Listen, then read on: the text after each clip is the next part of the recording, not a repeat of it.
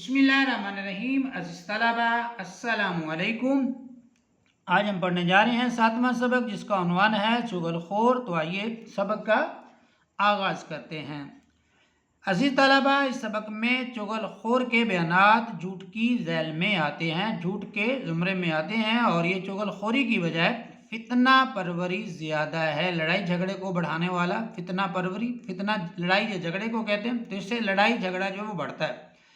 یہ ایک لوک کہانی ہے. یہ لوک کہانیاں یا لوک داستانیں کسی معاشرے، تہذیب اور زبان کا قیمتی سرمایہ ہوتی ہیں. ان کہانیوں کے مصنف کا کسی کو عطا پتہ نہیں ہوتا. ان کے جو لکھنے والے ہیں، بتانے والے ہیں، ان کا جو ہے وہ کسی کو معلوم نہیں ہوتا. عطا پتہ نہیں ہوتا، معلوم نہیں ہوتا، اس کا کسی کو پتہ ہی نہیں ہوتا. یہ کہانیاں سینہ بسینہ ایک نسل سے دوسری نسل میں منتقل ہوتی رہتی ہیں. سینہ بسینہ مطلب کہ یہ سنی سنائی کہانیاں ہوتی ہیں.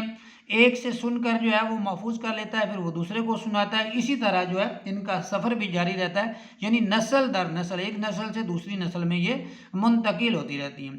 ان کے ذریعے سے محبت، ایثار، قربانی، خلوص، مروت، لحاظ، اتحاد، اتفاق کے معنی میں، دوستی اور بہادری جیسی صفات معاشرے میں پروان چڑھیں. ان کا فائدہ یہ ہوتا ہے، یہ جو لوگ کہانیاں ہیں جو سینہ بسینہ چلتی ہیں، اس سے معاشرے میں جو ہے ایک دوسرے سے محبت، ایثار، خلوص، مروت، اتحاد، دوستی اور بہادری کی صفات جو ہے وہ پروان چڑھتی ہیں. ان کی حوصلہ افزائی ہوتی ہے، اور نسلوں کی کردار سازی میں اہم کردار ادا کرتی ہیں. اس سے جو ہے وہ نسلوں کا کردار جو ہے، اس کا ان کے جو رویے جو ہیں اس میں بھی جو ہے اب وہ بہتری آتی ہے. اگلے وقتوں کی بات ہے، کسی گاؤں میں ایک چغل خور رہتا تھا. دوسروں کی چغلی کھانا اور ایک کی بات دوسرے سے کرنا اس کی عادت تھی، اور لاکھ کوشش کے باوجود وہ اپنی عادت کو نہ چھوڑ سکا تھا. اس نے بارہا کئی مرتبہ اس بات کا ارادہ کیا کہ اب کسی سے کسی کی چغلی نہیں کھائے گا، ایک کی بات دوسرے سے نہیں کہے گا. لیکن ہر بار وہ اپنے اس ارادے میں، جو وہ ارادہ کرتا، اس میں ناکام ہو جاتا. دراصل وہ اپنی عادت سے مجبور تھا. وہ اپنی عادت کے آگے جو ہے وہ مجبور تھا، اور اسی عادت کی وجہ سے اسے اپنی ملازمت سے بھی ہاتھ دھونا پڑے. اسے ملازمت سے بھی نکال دیا گیا، چنانچہ وہ بیکار تھا، اس کے پاس کوئی کام کاج نہیں تھا. اس نے دوسری ملازمت کی بہتیری کوشش کی، بہت زیادہ اس نے جو ہے وہ دوسری ملازمت کی کوشش کی، مگر وہ اس میں کامیاب نہ ہو سکا. وجہ کیا تھی کہ وہ چغل خور تھا، چغلی کھاتا تھا، اور لوگ اس پر بلیو نہیں کرتے تھے، یقین نہیں کرتے تھے. کچھ دن تو وہ اپنی جمع پونجی پر گزر بسر کرتا رہا، لیکن جب تھوڑا تھوڑا کر کے اس کا سارا سرمایہ، اس کی جو دولت تھی، روپیہ پیسہ تھا، ختم ہو گیا تو بہت پریشان ہوا. اس نے نوکری اور مزدوری کے لیے سر توڑ کوشش کی، بہت زیادہ محنت کو کوشش کی کہ اس کو کہیں جو ہے وہ نوکری مل جائے، کہ شروع کر دی کہ کہیں فاقوں کی نوبت نہ آ جائے. یہ نہ ہو کہ پھر کھانے پینے کو ہی جو ہے وہ کچھ میسر نہ آئے. تو اس لیے اس نے مزدوری اور نوکری ڈھونڈنی یا تلاش کرنی جو ہے وہ شروع کر دی. مختلف لوگوں سے کہا، در در کی خاک چھانی، لوگوں کے دروازوں پہ گیا، ایک ایک کے پاس گیا. مگر مصیبت یہ تھی کہ چغل خور ہونے کی وجہ سے اسے کوئی بھی اپنے پاس ملازم رکھنے پر تیار نہ ہوتا تھا، کوئی اسے منہ نہیں لگاتا تھا. وجہ کیا تھی کہ وہ چغل خور تھا، چغلی کھاتا تھا. اس لیے ہمیں بھی بچنا چاہیے کہ ہم بھی اس عادت کو نہ اپنائیں اور اس سے جو ہے وہ بچتے رہیں، کیونکہ چغل خور کا کوئی اعتبار نہیں ہوتا اور معاشرے میں اس کا کوئی مقام بھی نہیں ہوتا. گاؤں کے تمام لوگ اس سے اچھی طرح واقف تھے، آشنا تھے، جانتے تھے اسے، اور اس کی چغلی کھانے کی عادت کے بارے میں جانتے تھے. اس لیے اسے کوئی بھی منہ نہ لگاتا تھا. آخر جب وہ مسلسل ناکامیوں سے تنگ آ گیا، لگاتار اس نے کوشش کی لیکن وہ ناکام ہوتا رہا، اور نوبت واقعی فاقوں تک آ پہنچی، اور واقعی جو ہے اس کے پاس کھانے پینے کے لیے جو ہے وہ کچھ نہ بچا. تو اس نے دل میں سوچا اس گاؤں کو چھوڑ دینا چاہیے اور کہیں اور چل کر قسمت آزمائی کرنی چاہیے، کیونکہ اس گاؤں میں تو جو ہے اس پر کوئی اعتبار نہیں کرتا. چنانچہ اس نے تھوڑا بہت ضروری سامان لیا اور گاؤں چھوڑ کر سفر پر روانہ ہو گیا، تاکہ کسی دوسرے گاؤں یا شہر میں جا کر محنت مزدوری کرے. چلتے چلاتے وہ ایک اور گاؤں میں جا پہنچا. یہ گاؤں اس کے لیے نیا تھا اور اسے وہاں کوئی نہیں جانتا تھا، اس لیے اسے امید تھی کہ یہاں نوکری مل جائے گی. لہٰذا وہ ایک کسان کے پاس گیا اور اس سے کہا، مجھے آپ اپنی ملازمت میں رکھ لیں. کسان نے اس سے دریافت کیا، اس سے پوچھا، تم کیا کام کر سکتے ہو؟ چغل خور نے جواب دیا، مجھے کھیتی باڑی کا سارا کام آتا ہے. یہ کام میں اچھی طرح کر سکتا ہوں۔ اتفاق کی بات یہ ہے کہ وہ کسان اکیلا تھا اور کھیتوں کے کام کاج میں اس کا ہاتھ بٹانے والا کوئی نہ تھا، مطلب کہ اس کی مدد کرنے والا جو ہے اور کوئی نہیں تھا، کسان بھی اکیلا تھا، اسے ایک ملازم کی ضرورت بھی تھی، اس لیے اس نے سوچا چلو اسے ہی ملازم رکھ لیتے ہیں، یہ بھی ضرورت مند ہے اور میرا بھی کام ہلکا ہو جائے گا، یعنی کہ میرا کام جو ہے وہ تقسیم ہو جائے گا، بڑھ جائے گا۔ یہی سوچ کر اس نے چغل خور سے پوچھا اگر میں تمہیں اپنے پاس ملازم رکھ لوں تو تم کیا تنخواہ لوگے؟ اس پر چغل خور نے بڑے اطمینان سے جواب دیا، بڑی تسلی سے جواب دیا، کچھ نہیں، میری کوئی تنخواہ نہیں ہے۔ کسان کو اس کی بات سن کر بڑا تعجب ہوا، کسان جو ہے وہ حیران ہوا کہ کام کرے گا اور تنخواہ نہیں ہے، پیسے نہیں لے گا، تو حیرانی تو جو ہے وہ ہوتی ہے کہ کام کرے گا اور تنخواہ نہیں لے گا، بھلا یہ کیوں کر ہو سکتا ہے، یہ کیسے ہو سکتا ہے؟ اس نے حیرانی سے کہا یہ کیسے ہو سکتا ہے؟ جواب میں چغل خور کہنے لگا مجھے صرف روٹی کپڑا دے دیں اور اس کے ساتھ ایک بات کی اجازت، بس یہی میری تنخواہ ہے۔ کسان پوچھنے لگا کس بات کی اجازت؟ چغل خور بولا آپ مجھے صرف اتنی اجازت دے دیں کہ میں 6 ماہ کے بعد آپ کی صرف ایک چگلی کھا لیا کروں۔ چغل خور کی یہ بات تو اپنی جگہ بڑی عجیب تھی، لیکن کسان نے اپنے دل میں سوچا مفت کا نوکر مل رہا ہے، خالی روٹی کپڑے میں کیا برا ہے؟ پھر اس نے اپنے آپ کو آمادہ کرنے کے لیے، تیار کرنے کے لیے 6 ماہ بعد ایک چگلی کھاتا ہے تو کھا لے، میرا کیا جاتا ہے، یہ کسی سے میری چگلی کھا کر میرا کیا بگاڑے گا، یہ میرا کیا جو ہے وہ نقصان کرے گا، میرے پاس کون سے راز ہیں جو ظاہر ہو جائیں گے، مجھے تمہاری یہ شرط منظور ہے۔ کسان اسے کہتا ہے مجھے تمہاری یہ شرط منظور ہے، چنانچہ چغل خور کسان کے پاس ملازم ہو گیا، وہ کام بھی اسی کا کرتا تھا اور اسی کے گھر میں رہتا بھی تھا، روزانہ صبح سویرے کسان کے ساتھ کھیتوں میں چلا جاتا، بیلوں کے لیے چارہ کاٹتا، ہل چلاتا، گاہی کرتا اور اس طرح کام میں کسان کا برابر کا ہاتھ بٹاتا جو ہے، اس کی مدد جو ہے وہ کرتا تھا۔ گاہی کرنا جو ہے وہ فصل کو جو ہے اس کی گاہی کرتے ہیں اور گندم میں عموماً جو ہے تو وہ اس کے گندم اور اس کا بھوسا جو ہے اس کو علیحدہ سے کرتے ہیں۔ دن گزرتے گئے اور کسان کو یہ بات بھی بھول گئی کہ 6 ماہ بعد چغل خور نے ایک چگلی کھانے کی اجازت مانگی تھی۔ دن تو گزرتے گئے اور کسان جو ہے وہ اس چیز کو جو ہے وہ فراموش کر بیٹھا کہ چغل خور نے جو ہے وہ 6 ماہ بعد چگلی کھانے کی جو ہے وہ اجازت بھی جو ہے مانگی تھی اور اس نے چگلی کھانے کی اجازت دے دی تھی۔ کسان اس عرصے میں یہ تمام باتیں بھول چکا تھا۔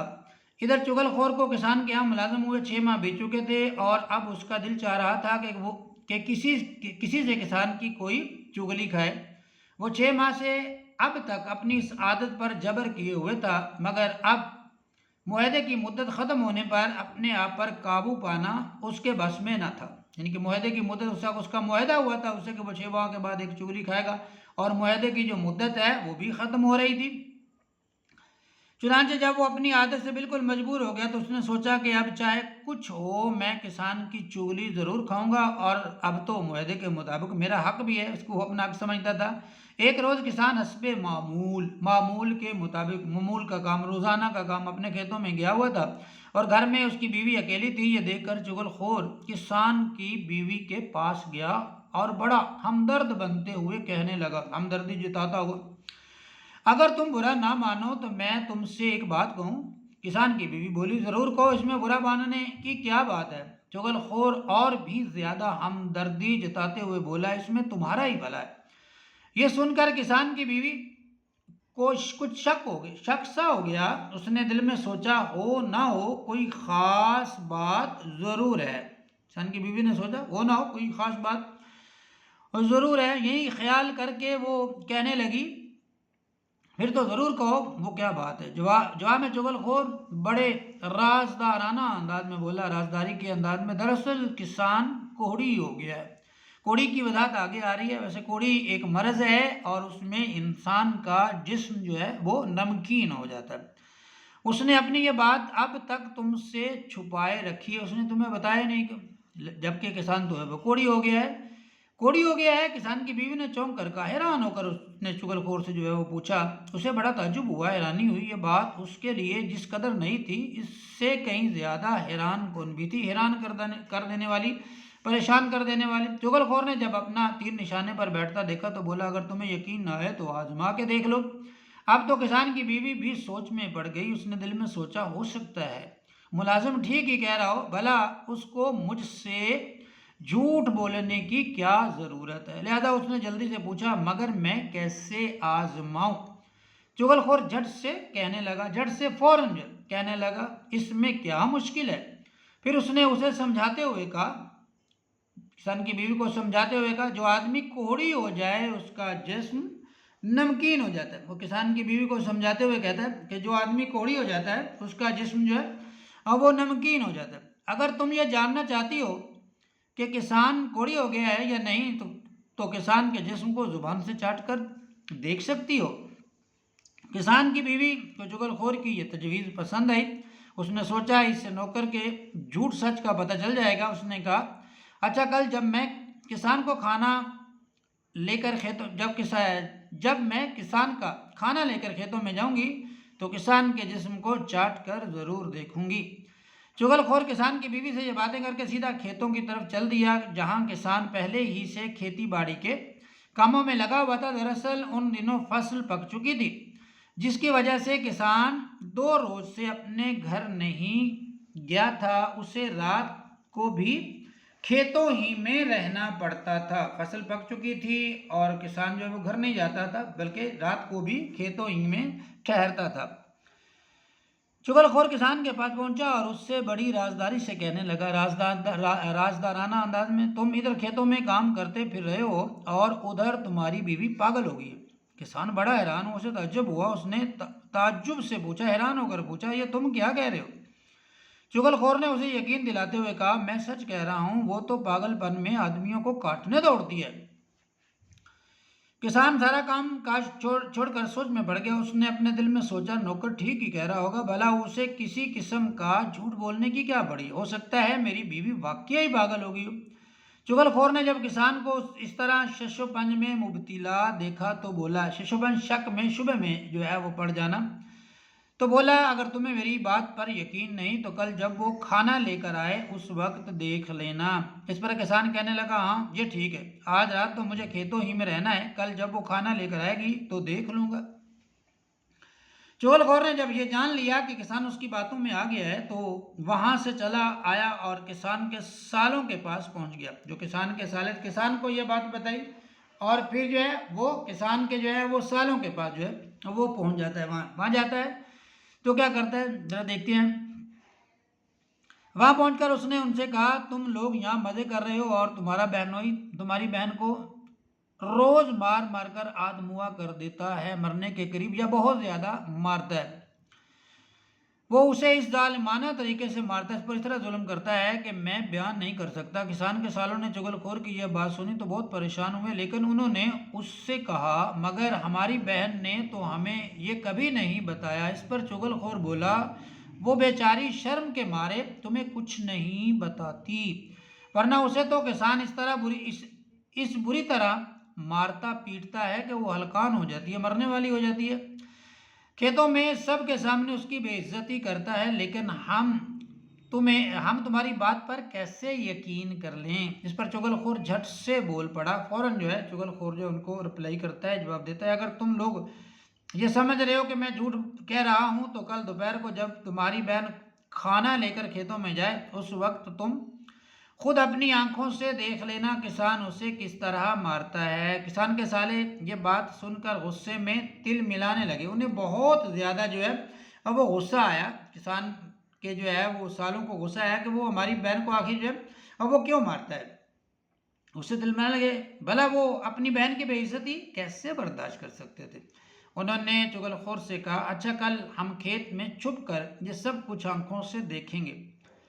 چغل خور وہاں سے رخصت ہو کر سیدھا کسان کے بھائیوں کے پاس گیا اور ان سے جا کر کہا بڑے افسوس کی بات ہے تم لوگ سب ایک ماں کے بیٹے ہو اور پھر بھی اپنے بھائی کی مدد نہیں کر سکتے۔ کسان کے بھائیوں نے اس سے تعجب سے پوچھا، حیرانی سے پوچھا کیا ہوا، یہ تم کیا کہہ رہے ہو، ہم کس کی مدد نہیں کرتے؟ اس پر چغل خور نے روحانسا سا منہ بنا کر جواب دیا، روحانسا سا رونے والا منہ اس نے جو بنایا اور اس کا جو ہے وہ جواب دیتا ہے تمہارا بھائی سخت مصیبت میں گرفتار ہے، اس کے سالے ہر चौथे रोज आकर उसे जदो कोब करते हैं। हर चौथे रोज आते हैं और आकर क्या करते हैं, उसे जदो कोब करते हैं। जदो कोब करते हैं, मारते हैं, पीटते हैं। और एक तुम हो कि तुम्हें इसकी खबर तक नहीं, उसके साले उसको आकर मारते हैं लेकिन आपको उसकी खबर तक नहीं। किसान के भाई ये सुनकर परेशान से हो गए और कहने लगे, मगर हमारे भाई ने तो कुछ नहीं बताया। चुगलखोर बोला, वो तुमसे क्या कहे, बेचारा अपनी शराफत की वजह से कुछ नहीं कहता और खामोशी से ये बेइज्जती बर्दाश्त कर लेता है। अजीज तलबा, यहाँ पर हमारे सबक का एक हिस्सा मुकम्मल हुआ। मिलते हैं इंशाअल्लाह इसके अगले हिस्से के साथ। तब तक के लिए अपना बहुत सा ख्याल रखिएगा। अल्लाह हाफिज़।